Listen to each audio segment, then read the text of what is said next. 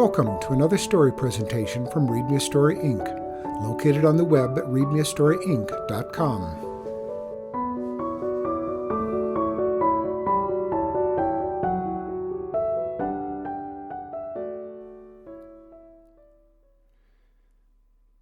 Fluffle-Picking Time by Grabenstein.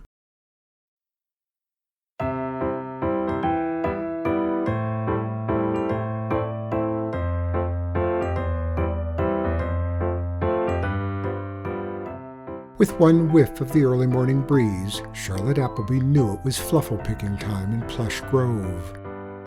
The outdoors smelled like cotton candy mixed with the fresh scent of pillowcases dried on a clothesline. That meant the fluffles had already ripened on the branches of the trees in the 500-acre orchard that had been in the Appleby family for 6 generations. "The carnival men will be here soon," Charlotte said to Mr. Wiggles, her stuffed bunny rabbit, as she climbed out of bed and pulled on her flannel shirt and fluffle-picking overalls. "Don't worry, I won't let them take you." The bunny rabbit, frayed and gray, was flopped between a pair of pillows looking limp and sad, the way it had looked for 6 years because it only had one eye and no wire to perk up its ears. Charlotte went to her bedroom window to savor the sweet scent. "The fluffles smell plump and cuddly this year. I bet it'll be a good harvest, the best in years." Although she was only 11, Charlotte knew all the signs of fluffle-picking time. School would be closed for a week so that the children could work in the orchards, helping their families pluck the ripe fruit out of the fluffle trees. "The trees are heavy," Charlotte's father said proudly when she came down to the kitchen to eat a big breakfast of eggs, bacon, sausage, biscuits, gravy, waffles, fried chicken, and cornbread. It was what her dad called a proper fluffle-picker's breakfast. They had to eat a hearty morning meal because fluffle-picking was hard work, and they only had a week to pluck every stuffed animal out of their trees, or else they would turn. They'd lose their cuteness. Their fleecy fur would become matted and tangled. Their button eyes might even pop out. "School called," said Charlotte's mother. "It'll be closed for the week. All the fluffle farmers need every available hand they can find out in the orchards." "Doc Hargrove's sending over his boy, Bobby," said her father. "He's your age, right, Charlotte?" "Yes, sir," said Charlotte, stuffing her mouth with scrambled eggs and biscuits so she wouldn't have to say any more. Bobby Hargrove, who always sat behind her at school, was like a spoiled fluffle, filled with bad stuffing, rotten to the core. Bobby also thought that since he was the doctor's son, he was better than all the fluffle-picking hicks in Plush Grove. But Charlotte knew that nobody would even be able to pay to see Dr. Hargrove if the carnival men didn't buy up all the crates of stuffed animals that grew in the county's fluffle orchards each year. "Trees are bursting with good variety this year," said Charlotte's father, putting down his coffee mug. "We've got heart-hugging white deers, monkeys wearing striped leggings, some blue whales, and a whole bunch of fuzzy brown bears." "Blue whales are rare," said Charlotte's mother. "Ah, yeah," said her father. "They're nice and plump, too. I figure it's that blanket of polyester I mulched around the roots back in June." "But what makes them turn blue?" asked Charlotte. "Sadness, I suppose," said her father. "We try to keep it away from the orchard, but every now and then some seeps in." "It's the price we pay for rainstorms," said her mother.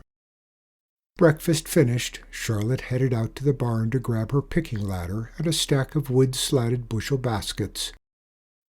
"You and Bobby can work the eastern orchards," said her father. "Your mother and I will head north and west." "And try not to fall in love with any of the fruit," warned her mother. "I won't, Mother." "Well, you sure did when you were little." "She was only 5, said her father, remembering when Charlotte had brought home Mr. Wiggles. "Well, she's not 5 any more," said her mother. "Remember to toss any rotten fruit you find to the ground," said her dad, as if Charlotte didn't already know the basics of fluffle-picking. "It makes good fertilizer." "Yes, Dad."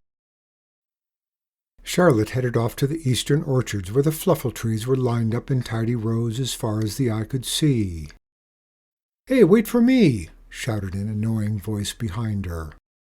It was Bobby Hargrove. "Do I need a ladder?" he asked. "Last year when I worked at the Jenkins orchard, I had a ladder." "You're a bushel boy this year," said Charlotte. "I'll pluck the fruit and toss it down to you." "I'd rather be a picker than a packer." Charlotte ignored him, set up her ladder, and started plucking stuffed animals off the branches. Her dad had been right. It was a very good harvest this year. She tossed down plush white teddy bears cradling red Valentine's Day hearts, purple gorillas, pink bunny rabbits, and a rare blue whale. "Hey!" cried Bobby. "Slow down!" That made Charlotte smile. She started singing a Fluffle-Picking song so she could pluck fruit even faster. Picking fluffles, one by one, picking all the fluffles, till we're done. She was having so much fun bombarding bratty Bobby down below, she didn't pay much attention to the dusty pink bunny with the bent ears, yellow knit sweater, and yellow paws. "This one is rotten," said Bobby when he caught the bunny. "What?" said Charlotte. "This thing has 3 eyeballs." Charlotte scampered down the ladder. "Let me see." Bobby handed it to her. "There's a shiny eyeball in its cheek, and look at that smile. It's sewed in upside down. What kid in their right mind would want that stupid bunny? If it's a prize at a carnival booth, they'd have to give it to the loser," sneered Bobby. "This bunny should have been harvested a week ago before it grew an extra eye. Now it looks like a potato that's been in the potato bin too long." Bobby tossed the floppy bunny to the ground. "One bad bunny can spoil the whole lot." Charlotte nodded grimly. "Haul your bushel over to the holding crate," she said. Bobby did as he was told, but not before he gave the limp bunny a good swift kick. "We should chop its head off," he said, as he walked away with his load. "It'll decompose faster if all the stuffing spills out." "Go dump the bushel," said Charlotte. "I'll deal with the bad fluffle." "Fine, have all the fun. See if I care." Charlotte knelt next to the bunny as Bobby disappeared around the trees. Her mother was right. She was too old to be bringing home stuffed animals, especially damaged goods. She buried the sad-looking 3-eyed bunny under a pile of yellow leaves that matched its ugly sweater and plush toes. Bobby and Charlotte worked the orchard until sundown, with only a short break for lunch. "Did you rip off its head?" Bobby asked at least a dozen times. And every time he did, Charlotte would ignore the question and sing her annoying Picking Fluffles song again.